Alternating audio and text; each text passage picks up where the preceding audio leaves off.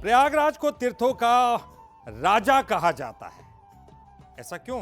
क्योंकि यहां गंगा है, यमुना है, सरस्वती, इन तीनों का संगम है।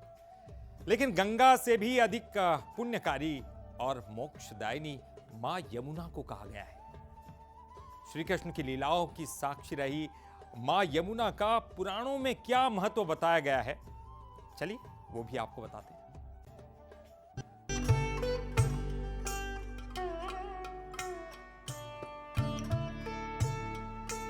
महाकुंभ के आयोजन में प्रयागराज में भक्ति और आस्था की अद्भुत छटा बिखरी हुई है। गंगा, यमुना और सरस्वती के संगम स्थल पर लगने वाला ये महामेला इन तीन नदियों के चलते सांस्कृतिक पौराणिक तौर पर ज्यादा महत्व वाला बन जाता है।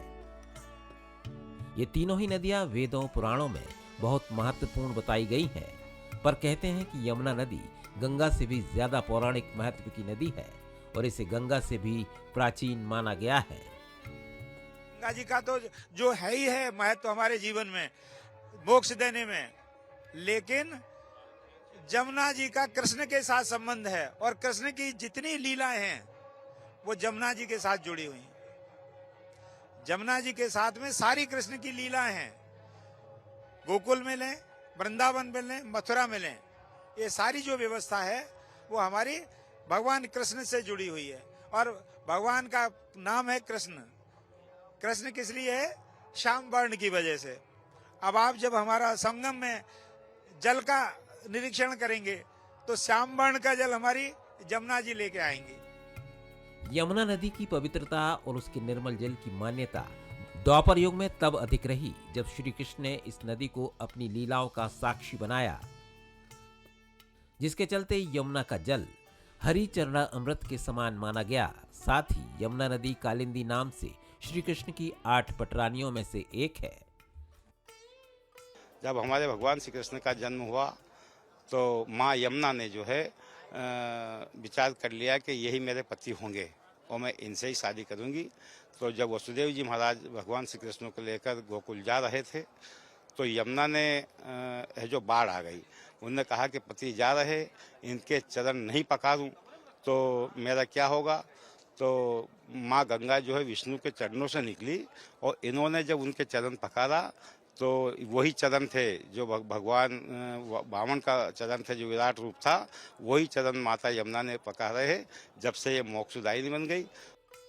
सूर्यदेव की बेटी और यम की बहन यमुना का जिक्र ऋग्वेद में आता है, जहां यमुना का असली नाम यमी है और भाई बहनों के बीच हुई कथा का जिक्र है।